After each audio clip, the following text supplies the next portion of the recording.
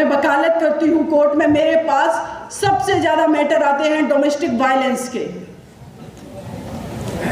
मैं ये जानना चाहती हूँ कि महात्मा ज्योतिबा फुले जी ने, जिन्होंने उस दौर में अपनी पत्नी को घर से बाहर जाने के लिए प्रेरित किया, उस कीचड़ को सहन करने के लिए प्रेरणा दी कि तुम आज अगर ये कीचड़ सहन कर रही हो जो तुम्हारे ऊपर फेंका जा रहा, अगर आज तुम इस घर में बैठ गई तो आगे आने वाली हमारी देश की जो पीढ़ियां हैं महिलाओं की, वो शिक्षा से वंचित रह जाएंगी। वो लड़ाई लड़ने के लिए प्रेरित किया। लेकिन आज मैं सोचती हूँ कि आज से करीब 150-125 साल, पौने 200 साल पहले एक व्यक्ति इतना प्रोग्रेसिव माइंड का पर्सन था, महात्मा ज्योतिबा फुले जी इतने प्रोग्रेसिव माइंड थे कि उस दौर में जब स्त्रियों को घर से निकलने की आज़ादी नहीं थी, चाहे वो किसी भी समाज की स्त्री हो, उन्होंने अपनी पत्नी को घर से बाहर निकाला। लेकिन सभागार में मेरे बैठे भाई अपनी पत्नियों को क्यों नहीं ला पाते? फेसबुक पर अपनी ओपिनियन देने वाले, मीडिया में ओपिनियन देने वाले, सार्वजनिक मंच पर भाषण देने वाले, इनकी पत्नियां क्या कर रही हैं, इनकी बेटियां क्या कर रही हैं, इनकी माता क्या कर रही है सिवाय रोटी बनाने के अलावा? कभी सोचा है?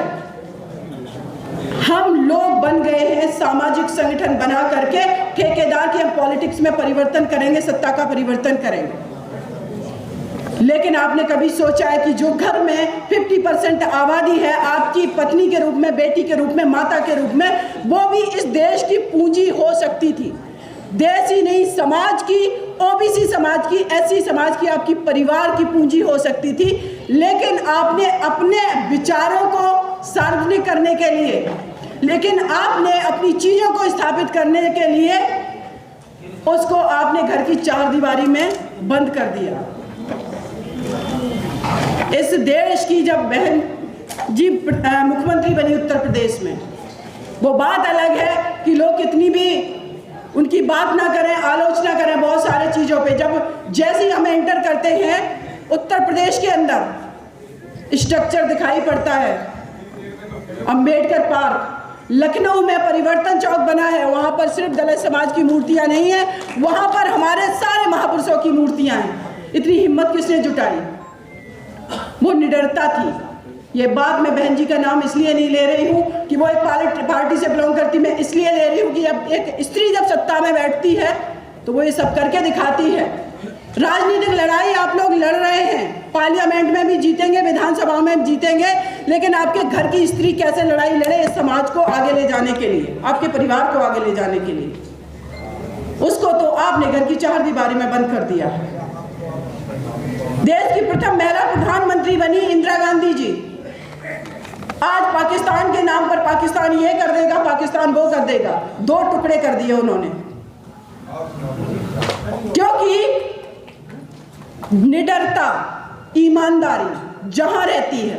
आज इस कास्ट स्ट्रक्चर की बात हो रही थी, जातियों में बांट दिया, इसने बांट दिया, उसने। स्त्री कोशिश करती है ये जातिगत ढांचे को तोड़ने का प्रेम विवाह करके, और जब वो प्रेम विवाह करने की कोशिश करती है तो क्या किया जाता है? ऑनर किलिंग कर दिया जाता है, मार दिया जाता है उसको।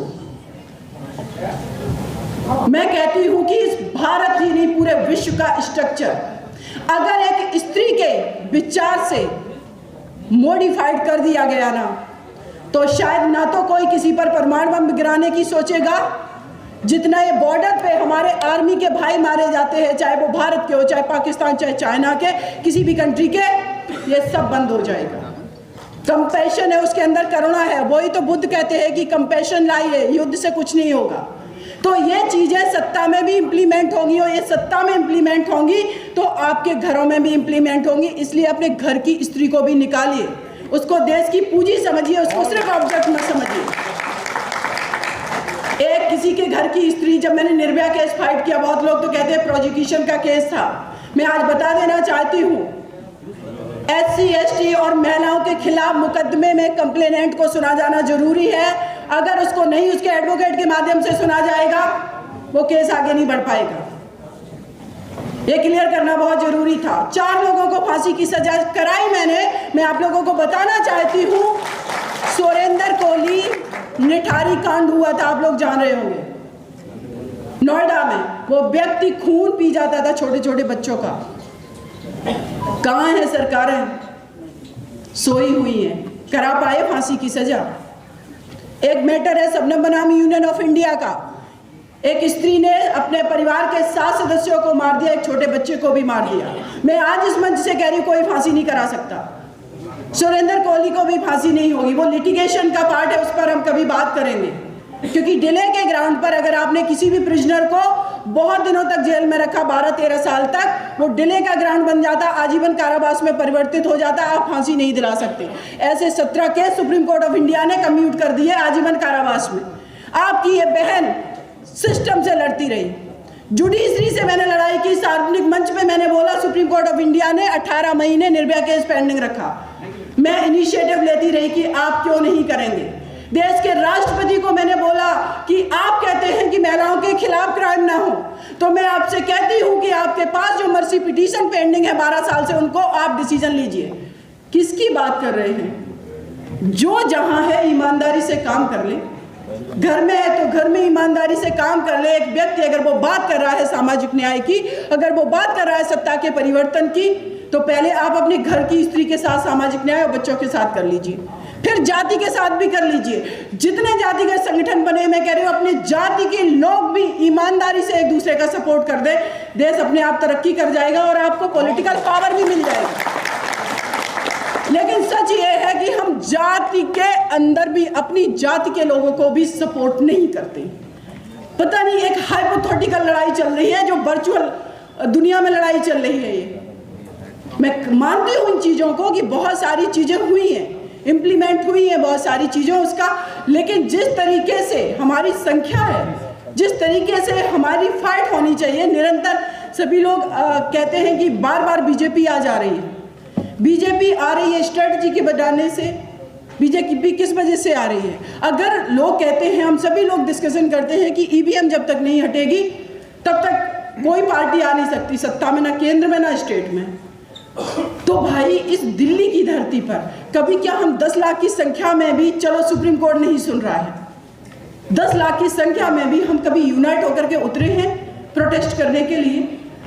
अगर हम डेमोक्रेटिक कंट्री हैं, अगर हमारे भारत का संविधान कहता है we the people of India की बात करता है प्रेमबल में, तो मैं कहती हूं कि हमारी जो प्रेमबल है, हमारा जो भारत का संविधान है, उस संविधान में, संविधान को लचीला बनाया बाबा साहब ने कि अगर समय परिवर्तनशील है, अगर चीजें परिवर्तनशील हैं, तो देश की जनता के हाथ में वो पावर दिया है कि आप रोड पर उतरिए, आंदोलन करिए, संविधान में भी परिवर्तन किए जाएंगे।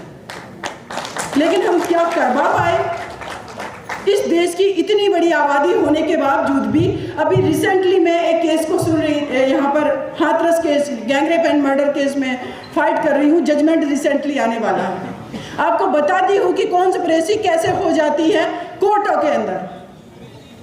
एक SC/ST एक्ट है, उस एक्ट में ये प्रावधान है कि एक तो प्रिवेंशन की बात कर रहा है कि किसी भी व्यक्ति के खिलाफ अपराध नहीं होगा, उसको सरकार रोकेगी। अगर अपराध हो गया तो इमीडिएटली कंपनसेशन दिया जाएगा FIR होने पर, फिर उसमें चार्जशीट फाइल होने पर, फिर उसमें सजा होने पर।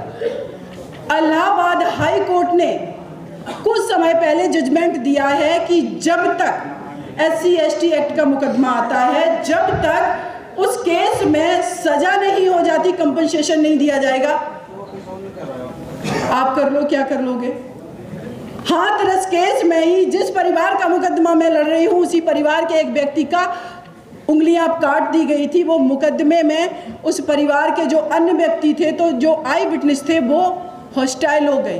कोर्ट में गए, कहते हमने नहीं देखा किसने मारा पीटा। ये होता है, अपने लोग गवाही तक देने से डरते हैं, कैसे न्याय करवा लेंगे आप? तभी तो अगली कड़ी में बात आ जाती है कि OBC SC/ST जजेस की संख्या बढ़ाई जाए।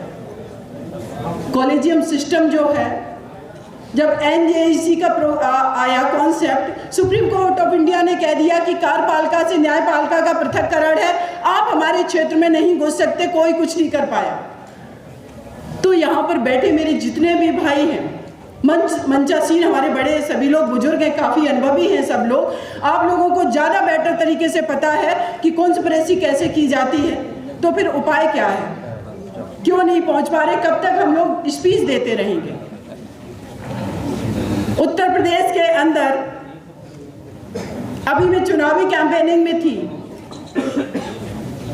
मैंने देखा बीजेपी के लोग कम से कम 500 गाड़ियां पेट्रोल भरवा रहे पेट्रोल पंप पे, और पेट्रोल पंप वाला उफ भी नहीं कर रहा है क्योंकि कल ही उसका लाइसेंस जब्त हो जाएगा। ये मिसयूज ऑफ पावर जो है कैसे कर पा रहे हैं, क्योंकि हम उसके साथ नहीं खड़े, हमें लगता है ये तो उसका इशू है, हम उसके साथ कैसे खड़े होंगे।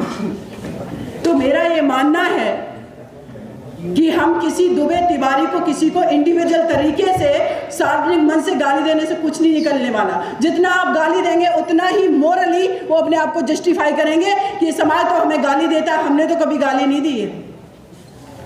और अभी इस मंच से जो बात की गई है एक शब्द की कि वो हटा दिया गया है, उनको लगता है कि जब पॉलिटिकली इन मुद्दों पर ये एग्रेसिव हो रहे हैं, ये एक्टिव हो रहे हैं, तो उस चीज़ को वो मॉडिफाई कर देते हैं, आपके पास वो मुद्दे भी नहीं छोड़ते हैं। ये स्ट्रेटजी क्या हम अपना पाते हैं? हमें अगर उनको परास्त करना है तो स्ट्रेटजी बना करके अपने वोट के अधिकार का यूज, अपनी यूनिटी, अपनी ऑनेस्टी, अपनी स्ट्रेटजी, और उसके बाद एक कदम आगे आते हैं कि तब हम एग्रेसिव भी हो जाएंगे जब ऐसा कुछ होगा। अगर ये नहीं होगा तो जैसा 70, 75, 73 सालों से चलता आ रहा है बहुत मुश्किल है, क्योंकि इस देश के अंदर जब भी कोई भी तबका, ओबीसी समाज और एससी माइनॉरिटी महिलाएं आवाज़ उठाती हैं तो तुरंत उसको कंट्रोल करने के लिए हक हमारा है 100% पर उसको दे दिया जाता 5%, और हम खुश हो जाते हैं कि देखिए हमारे फेवर में कर दिया गया।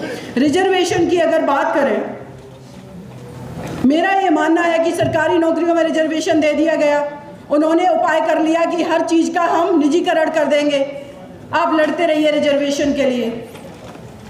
जब नौकरियां ही नहीं है तो आप क्या करोगे? अब आप लड़ो निजीकरण के लिए। निजीकरण के लिए वो कहेंगे कि आपके बच्चे कैपेबल नहीं हैं, आपके बच्चे इंग्लिश नहीं बोल पाते, आपके बच्चे झेप जाते हैं, डर से आते हैं, सामना नहीं कर पाते, तो आप फिर कहोगे कि जो स्कूलिंग व्यवस्था है उसको इक्वल कर दीजिए, कॉन्वेंट स्कूल या तो ख़त्म कर दीजिए या सारे सरकारी स्कूल बना दीजिए, या सरकारी स्कूल ख़त्म करिए सारे कॉन्वेंट बना दीजिए। फिर आप लड़ाई लड़ेंगे कॉन्वेंट की फ़ी देने के पास, एक किसान के पास पैसा नहीं है, और जब किसान के पास पैसा नहीं है, आपका बच्चा नहीं पढ़ेगा, उस काबिल नहीं बन पाएगा, उसके पास न्यूट्रिशंस नहीं है, आप खिला नहीं सकते उस बच्चे को वो हेल्दी चीज़ें, आप कैसे उनसे फाइट कर लेंगे? तब यहाँ पर आ जाती है कि एक दूसरे का हाथ पकड़ करके बढ़िए, चाहे वो ओबीसी समाज में चाहे कुशवा हो, साक्य हो, यादव हो या पाल हो या जितनी भी जातियां हैं, भाई ये लड़ाई सबकी इस देश के लिए एकजुट हो करके लड़ने की लड़ाई है, सभी के साथ मिलकर के बढ़ने की लड़ाई है। कोई भी ताकतवर इंसान नहीं इतना हो सकता है कि एक बहुसंख्यक आबादी पर इतने सालों तक राज कर सके। अगर उनके षड्यंत्र हैं तो हम अपनी स्ट्रेटजी बना लें ईमानदारी से। मैं दावे के साथ कहती हूँ, सत्ता का परिवर्तन नहीं, सत्ता में आ करके आप सिस्टम का परिवर्तन कर लेंगे, जो कि संगोष्ठियां बड़ी बड़ी करने की, हमें अपनी पीड़ा व्यक्त करने का फिर टाइम भी नहीं होगा, हमें स्ट्रेटजी बनाने होंगे। हम डिसाइड करेंगे कि हम किसको क्या देंगे, ना कि हम ये आज मंच पर बोले कि हमें क्या छीन लिया गया और हमें क्या चाहिए। हम लोग देते आए हैं इस भारत को। असली यहाँ की आबादी, किसान, आदिवासी, जितना भी यहाँ का मूल निवासी समाज है, वो इस देश का फाउंडर है, उसने बनाया, उसने दिया और आज भी दे रहा है। लेकिन आज हम इस दौर में आ गए हैं कि हमें मांगना पड़ रहा है और हमें कहना पड़ रहा है मेरा छीन लिया गया। तो भाई ये जो मांगना और छीनने के बीच की जो कड़ी है और जो देने वाला है कुछ डिफरेंट है, तो इसको अगर हम लोग मिलकर के स्ट्रेटजी बनाएंगे तो शायद सब कुछ संभव है। जय भीम, जय भारत।